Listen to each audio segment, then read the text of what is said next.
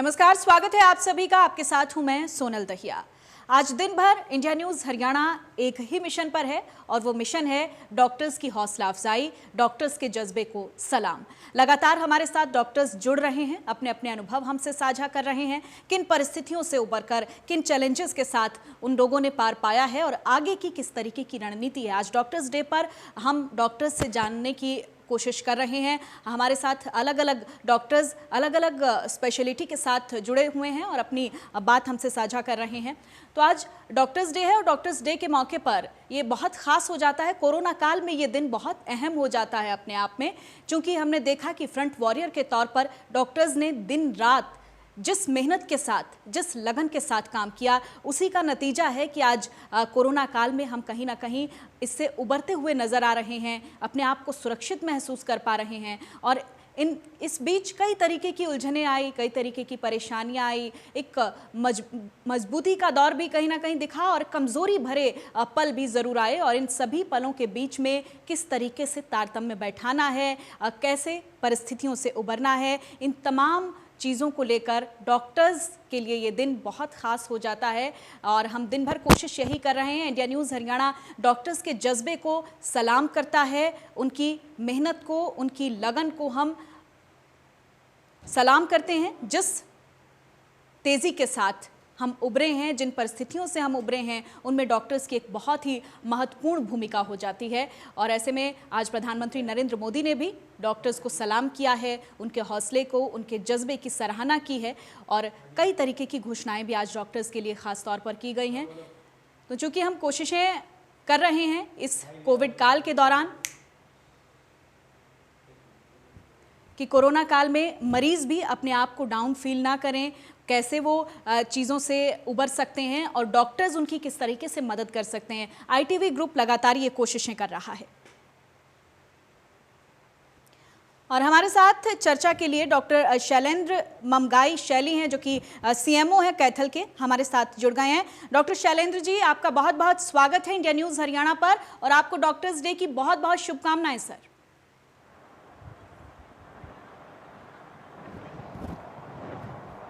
बहुत धन्यवाद। डॉक्टर शैलेंद्र, आज आपका दिन है, डॉक्टर्स का दिन है। सबसे पहले तो यही सवाल कि आज कैसा लग रहा है आपको?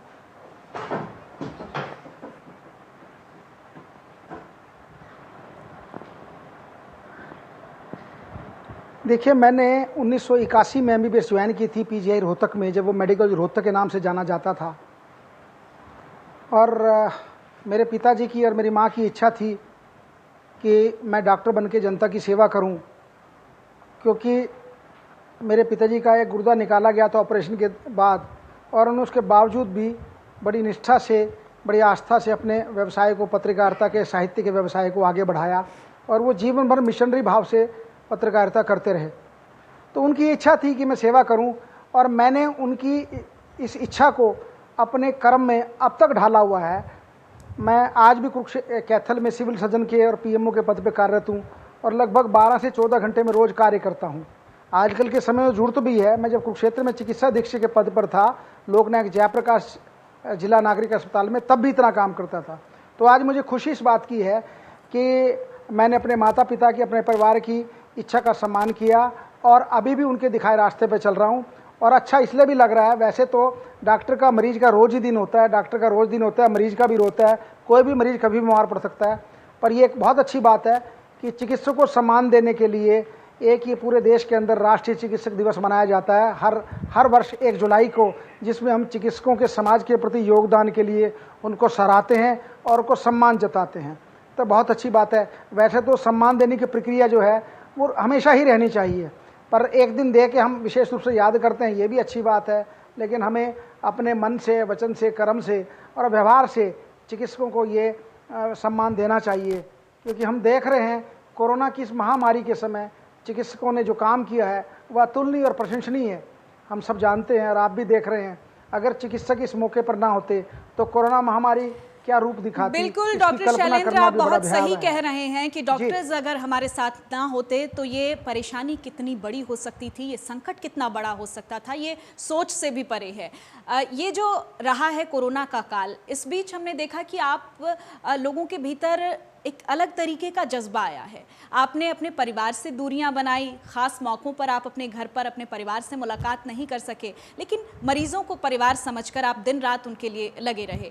तो ये जज्बा कहाँ से आया, कैसे इतनी पावर अपने भीतर जनरेट की कि हम अपने परिवार से डिटैच होकर अपने मरीजों से अटैच रहें?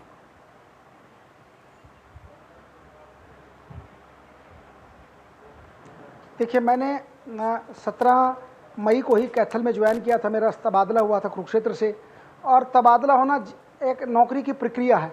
आप कहीं भी जा सकते हैं, सरकारी नौकरी कर रहे हैं। तो जब मैं यहाँ आया, उससे पहले मुझे कोरोना हो गया था।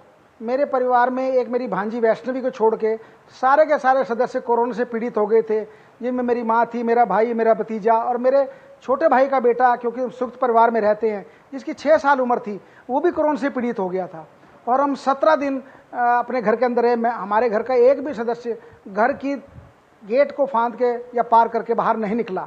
छोटा बच्चे ने भी कहना माना, और एक सदस्य ने ही, भांजी ने ही हमें घर का खाना खिलाया, और हम 17 दिन तक होम आइसोलेशन में रहे।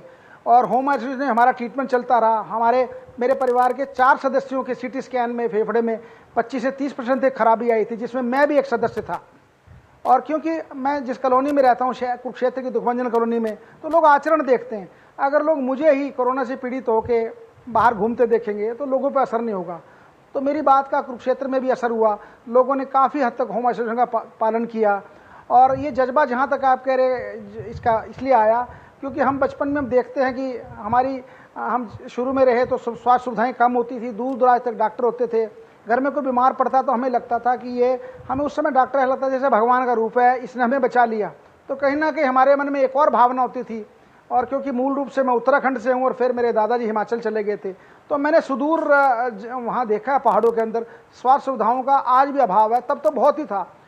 अगर किसी को हिमाचल में, किसी को उस समय, या उत्तराखंड में उस समय हार्ट अटैक हो गया, तो जब तक वो अस्पताल पहुँचता था तब तो उसकी मृत्यु हो जाती थी, क्योंकि उसको चिकित्सक ही नहीं मिलता था।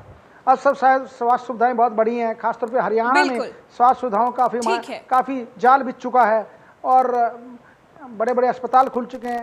ये बात ठीक है। डॉक्टर शैलेंद्र, आपका बहुत बहुत शुक्रिया। हम आपके जज्बे को सलाम करते हैं, आपके हौसले को सलाम करते हैं, और तमाम वो डॉक्टर्स जो इस कोरोना काल में डटे रहे, अड़े रहे और हम सबको सुरक्षित रखते रहे, उन सबको आज हम दिन भर सलाम कर रहे हैं। मेरे साथ इतना ही। नमस्कार।